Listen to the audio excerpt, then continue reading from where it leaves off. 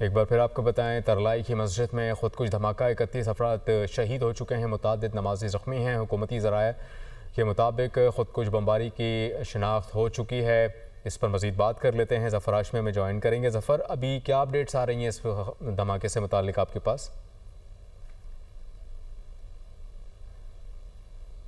مسجد میں جو خودکش دھماکہ ہوا ہے، اس کے نتیجے میں اب تک 31 افراد جو ہیں وہ بتائے جا رہے ہیں کہ وہ اس میں شہید ہو چکے ہیں، اور متعدد جو نمازی ہیں جو یہاں جب نماز جمعہ کے لیے موجود تھے، متعدد نمازی زخمی ہیں۔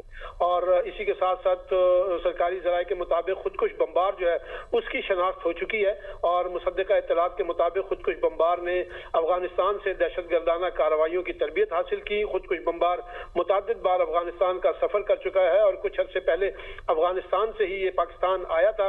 حکومتی ذرائع کا یہ کہنا ہے کہ افغانستان میں موجود مختلف دہشت گرد گروہ طالبان رجیم کی سرپرستی میں پورے خطے کی سلامتی کے لیے خطرہ ہیں، اور پاکستان میں ہر دہشت گردانہ کارروائی کے پس پشت جو ہے وہ افغانستان اور بھارت کا گٹھ جوڑ ہوتا ہے۔ پوری قوم ایسی مذموم اور بزدلانہ کارروائیوں کے سامنے سیسا پلائی دیوار کی طرح کھڑی ہے۔ مساجد اور معصوم شہریوں پر اس طرح کے بزدلانہ حملے پاکستانی قوم کے عزم کو متزلزل نہیں کر سکتے، اور اس حوالے سے ابھی مزید جو زخمی ہیں ان کو جو ہے وہ ہاسپٹلز میں شفٹ کرنے کا، اور ڈیڈ باڈیز جو ہیں ان کو ہاسپٹلز میں شفٹ کرنے کا سلسلہ جو ہے وہ جاری ہے۔ بڑی تعداد میں لوگوں کو بتایا جا رہا ہے کہ وہ زخمی ہیں، اور ان زخمیوں سے میں بھی جو ہیں اکثر جو ہے ان کی حالت جو ہے وہ خطرے سے دوچار ہے۔ ٹھیک ہے ظفر، آپ ہمیں اس متعلق اپڈیٹ کر رہے تھے، بہت شکریہ۔